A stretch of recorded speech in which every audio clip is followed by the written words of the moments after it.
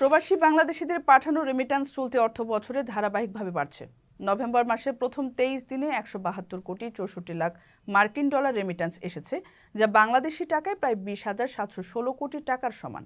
সেই হিসেবে প্রতিদিন গড়ে রেমিট্যান্স এসেছে প্রায় 7.5 কোটি ডলার।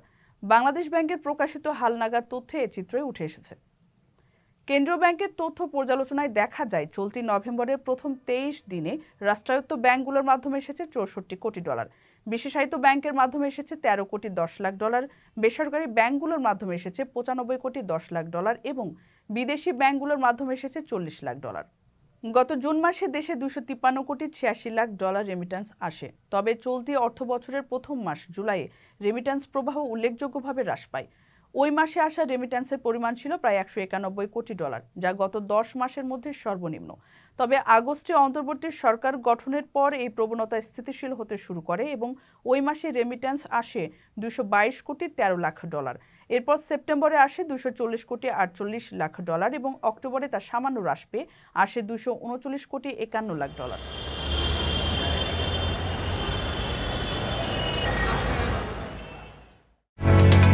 ওমানের সেরা রেট দিচ্ছে বাংলাদেশি প্রতিষ্ঠান গালফ এক্সচেঞ্জ।